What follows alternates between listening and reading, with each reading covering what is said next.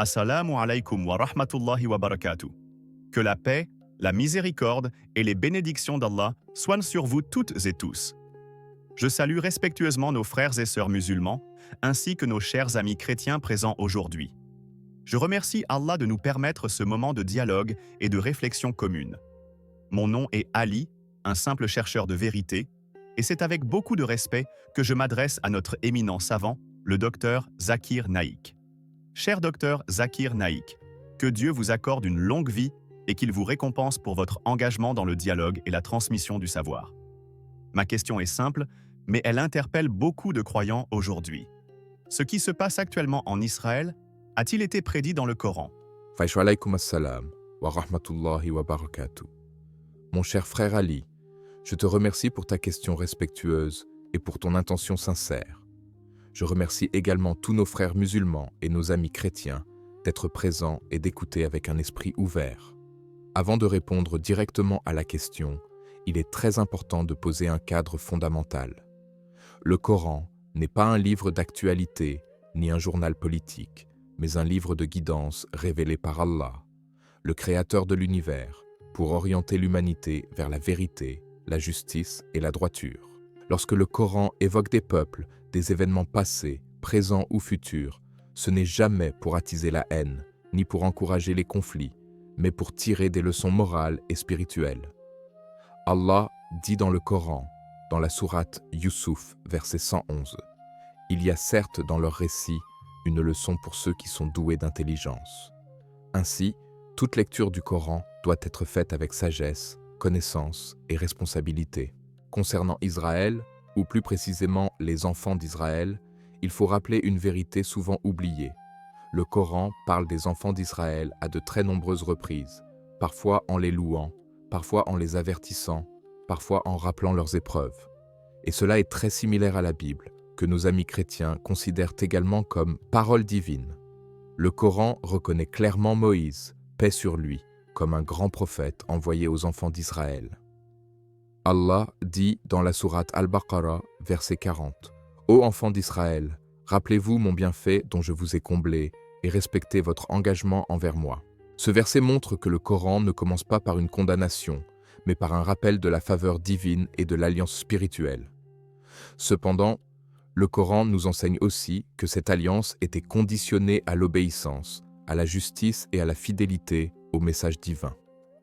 Allah dit dans la sourate Al-Maïda, verset 12, qu'il avait pris un engagement des enfants d'Israël, mais que beaucoup d'entre eux l'ont rompu à plusieurs reprises. La question que tu poses, mon frère, est donc, les événements actuels sont-ils une prédiction?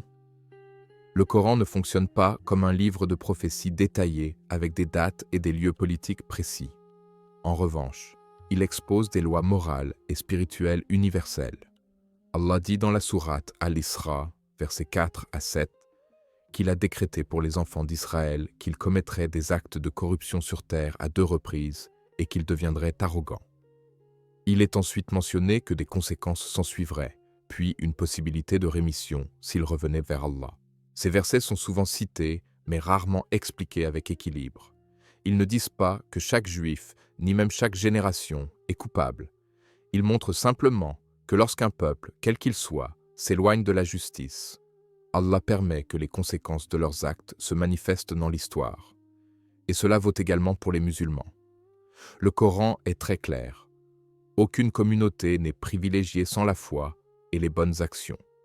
Allah dit dans la sourate Al-Hujurat, verset 13, « Le plus noble d'entre vous, auprès d'Allah, est le plus pieux. » Ainsi, lorsque nous observons ce qui se passe aujourd'hui, le musulman ne doit pas dire « Voilà une prophétie politique accomplie », mais plutôt se demander « Quelles leçons spirituelles devons-nous tirer ?»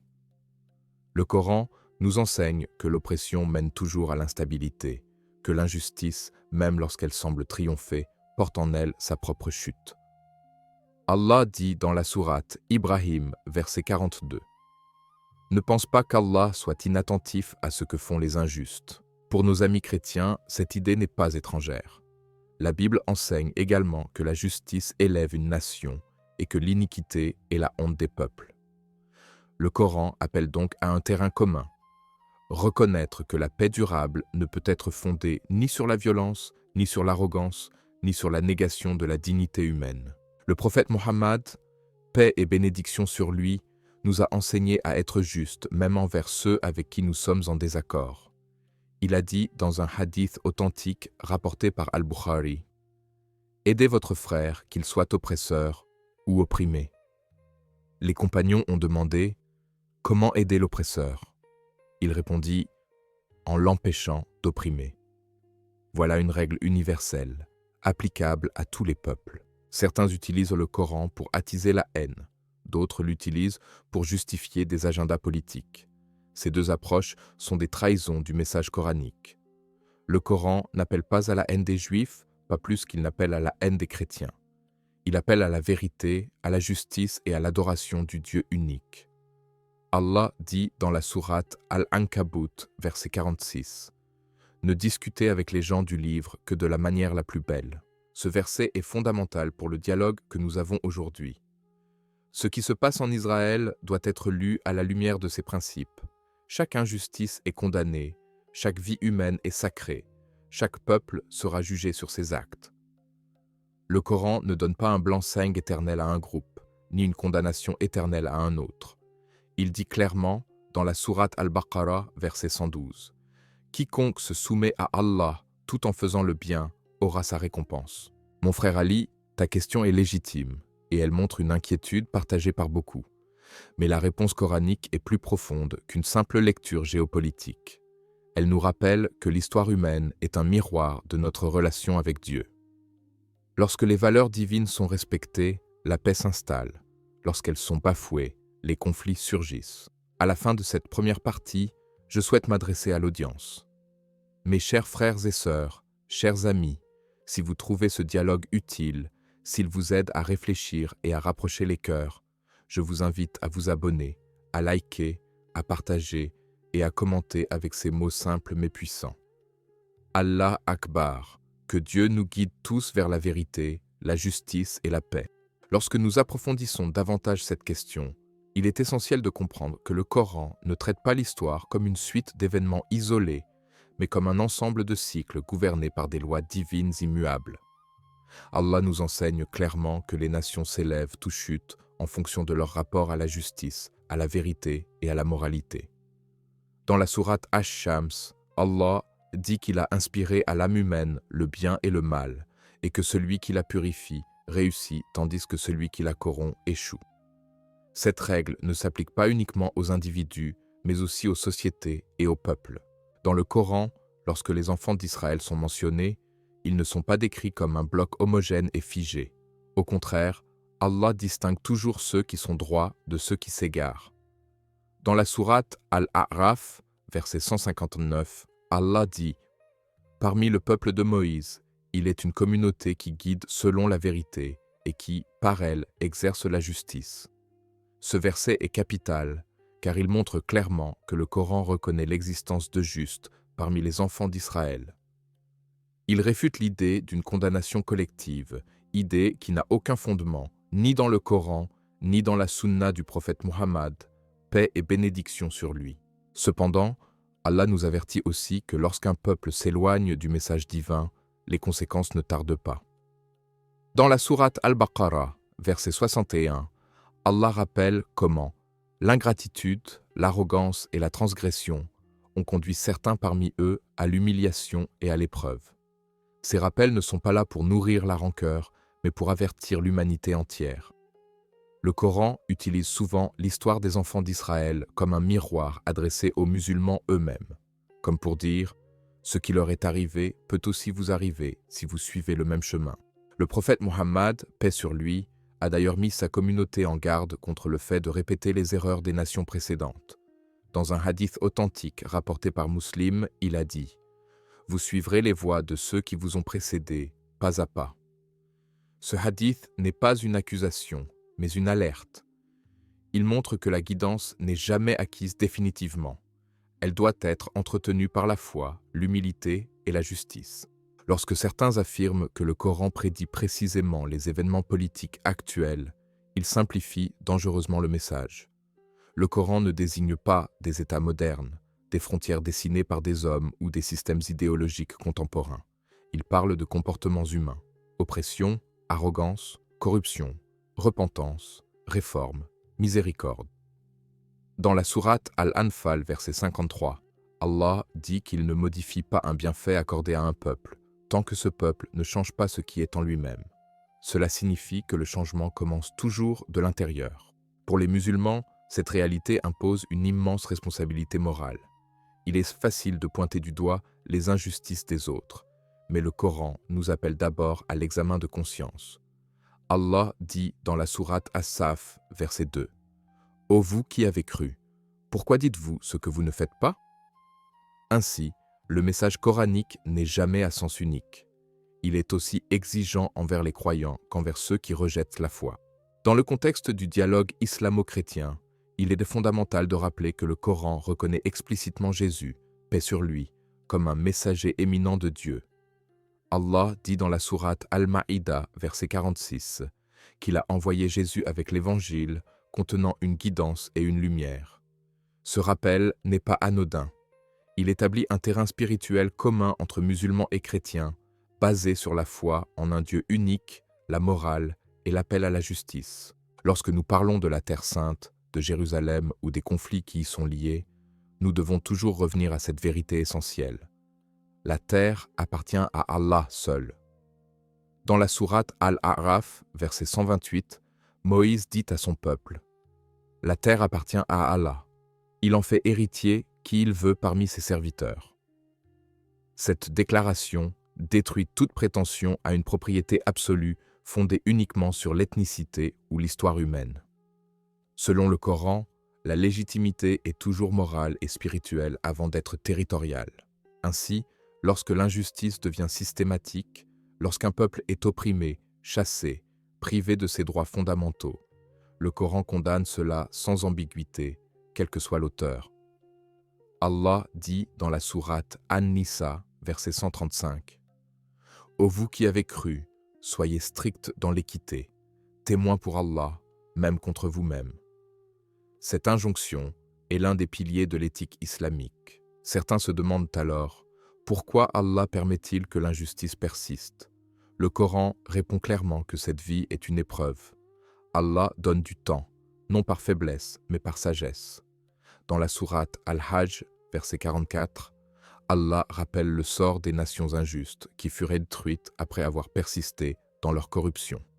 Cela signifie que le délai n'est pas une approbation, mais une opportunité de repentir. Le prophète Mohammed, paix et bénédiction sur lui, a dit dans un hadith rapporté par Ahmad, « Méfiez-vous de l'invocation de l'opprimé, car entre elle et Allah, il n'y a pas de voile. » Ce hadith devrait faire trembler toute conscience humaine, qu'elle soit musulmane, chrétienne ou autre. L'oppression n'est jamais anodine aux yeux de Dieu. Dans cette perspective, le Coran n'annonce pas une fatalité inévitable, mais laisse toujours la porte du retour ouverte. Même après les avertissements les plus sévères adressés aux enfants d'Israël, Allah dit dans la sourate Al-Isra, « Si vous faites le bien, vous le faites pour vous-même. » Cette phrase est d'une profondeur immense.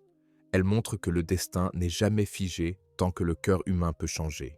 Le message que nous devons retenir ici, et que je souhaite partager avec nos frères chrétiens, c'est que l'islam ne prêche ni la vengeance ni la domination, mais la responsabilité devant Dieu.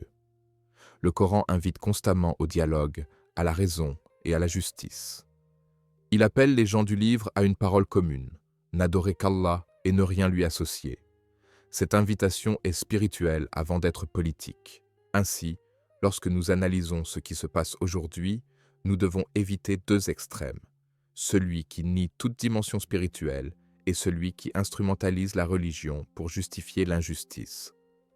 Le juste milieu enseigné par le Coran consiste à rappeler les principes divins, à condamner l'oppression, à soutenir la justice et à laisser le jugement final à Allah, le Seigneur des mondes. En poursuivant cette réflexion, il est aussi important d'expliquer que le Coran met en garde contre la sacralisation du pouvoir et de la force. Lorsqu'une communauté commence à croire que sa domination est garantie, que son avenir est assuré indépendamment de son comportement moral, elle entre alors dans une illusion dangereuse. Allah dit dans la sourate Al-Qasas, verset 76, en évoquant Qarun issu des enfants d'Israël, que sa richesse et sa puissance l'ont conduit à l'arrogance, jusqu'à oublier qu'Allah est la source de toute faveur. Ce récit n'est pas anecdotique. Il montre que l'épreuve de la puissance est parfois plus difficile que celle de la faiblesse. Dans la vision coranique, aucune victoire n'est durable si elle n'est pas accompagnée d'équité. Allah rappelle dans la sourate Muhammad, verset 7, que l'aide divine est conditionnée à la fidélité aux principes divins. Cela signifie que même lorsqu'un peuple semble triompher militairement ou politiquement, cela ne constitue jamais une preuve de l'agrément d'Allah. L'histoire humaine regorge de civilisations puissantes qui ont disparu précisément au sommet de leur force. Le Coran enseigne également que la souffrance des innocents n'est jamais ignorée. Dans la sourate Al-Buruj, Allah évoque des croyants persécutés et brûlés pour leur foi, et il affirme que leur Seigneur est témoin de tout. Ce passage rappelle que la justice divine ne se limite pas aux équilibres visibles de ce monde. Il existe une justice ultime qui dépasse l'histoire humaine et qui rétablira les droits de chacun. Pour les musulmans, cela impose une posture claire, soutenir toute victime d'oppression, sans distinction de religion, et refuser toute injustice, même lorsqu'elle est commise par des personnes se réclamant de l'islam. Le prophète Muhammad, paix sur lui, a dit dans un hadith authentique « Le musulman est celui dont les gens sont préservés de la langue et de la main. » Ce principe est universel et s'applique à toute société qui prétend se conformer à la volonté divine. Enfin, le Coran nous apprend que la vraie réforme commence toujours par le cœur et l'éthique. Allah dit dans la sourate Ar-Ra'd, verset 11, qu'il ne change pas l'état d'un peuple tant qu'il ne change pas ce qui est en eux-mêmes. Ce verset est fondamental pour comprendre les crises contemporaines. Il nous rappelle que les conflits visibles sont souvent le symptôme de maladies morales plus profondes. Injustice, orgueil, oubli de Dieu et mépris de la dignité humaine. C'est dans cette lumière que les événements actuels doivent être médités, non comme une simple succession de faits politiques, mais comme un rappel puissant de la responsabilité collective devant Allah, Seigneur des mondes. Je tiens à te remercier sincèrement, cher professeur Dr Zakir Nek, pour la patience avec laquelle tu as écouté ma question et pour la profondeur, la clarté et la sagesse de ta réponse. Tes paroles éclairent les cœurs et apaisent les esprits, et elles nous rappellent que le dialogue fondé sur la connaissance et le respect est un chemin noble devant Allah. Qu'Allah te bénisse abondamment, te protège, t'accorde une longue vie et fasse de ton savoir une cause de guidance pour de nombreuses âmes. Puisse Allah te récompenser pour les efforts que tu déploies afin de rapprocher les croyants et de faire triompher la vérité par la sagesse et la belle exhortation. Mon cher frère, je te remercie à mon tour pour ta question sincère et pour la manière respectueuse avec laquelle tu l'as formulée. Qu'Allah te récompense pour ta recherche de la vérité et pour ton désir de compréhension. J'encourage tous ceux qui nous écoutent à continuer dans cette voie du dialogue, fondée sur la connaissance, la justice et la miséricorde. Si ce contenu vous est bénéfique, je vous invite à vous abonner à la chaîne Paix du Messager, à aimer et partager cette vidéo afin que le message puisse toucher davantage de personnes. Je vous invite également à participer activement dans les commentaires en posant vos questions et en partageant vos réflexions en lien avec ce script, car c'est par l'échange constructif que nous progressons collectivement. Que Dieu nous guide tous vers ce qui est juste et vrai.